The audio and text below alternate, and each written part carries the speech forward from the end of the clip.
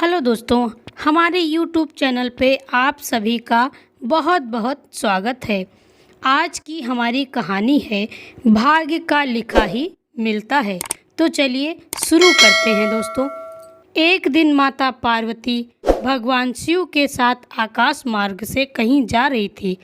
आकाश मार्ग से जाते हुए उन्होंने एक परिवार को देखा। उस परिवार में 3 सदस्य थे। घर का मुखिया, उसकी पत्नी और उनका एक बच्चा। उन्होंने उस परिवार की स्थिति को देखा। परिवार की दयनीय स्थिति देखकर माता पार्वती जी को उस परिवार पर दया आ गई।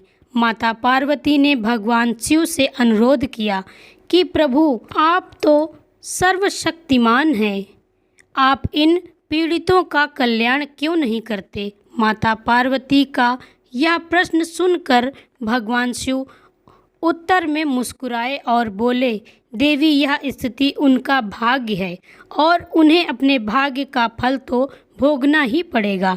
फिर भी जैसा आप कहें, मैं वैसे ही इनको सहायता प्रदान कर सकता हूँ। आप बताइए, आप क्या चाहती हैं। माँ पार्वती के कहने पर भगवान शिव उन तीनों को एक एक वरदान देने के लिए राजी हो गए। भगवान शिव माता पार्वती के साथ परिवार के समक्ष प्रकट हुए। उन्होंने सबको अपनी इच्छा अनुसार वरदान मांगने के लिए कहा। महिला और उनका परिवार यह सुनकर बहुत खुश हो गया।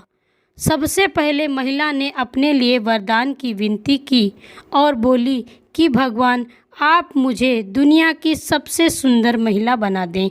यह सुनकर प्रभु तथास्तु कहते हैं और वह महिला एक सुंदर युवती में बदल गई। यह देखकर उसका पति मन ही मन सोचने लगा कि इतना सुंदर होने के बाद मेरी पत्नी मुझे छोड़कर चली जाएगी। उससे अपनी पत्नी की खुशी सहन नहीं हो पा रही थी। अब वरदान मांगने की बारी उस महिला के पति की थी। उसके पति ने वरदान मांगते हुए भगवान शिव से कहा कि भगवान, मेरी पत्नी को एक राक्षसी बना दो।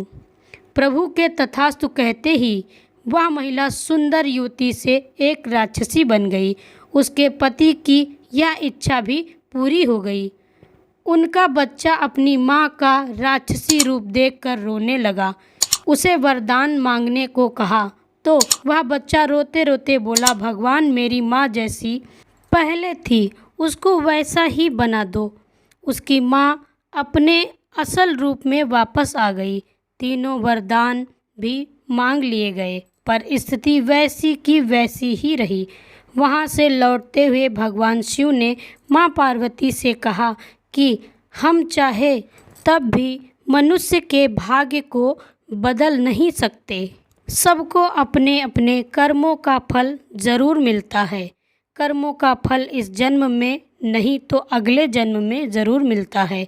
भगवान शिव कहते हैं, इसीलिए मैं किसी के भाग्य में हस्तक्षेप नहीं करता।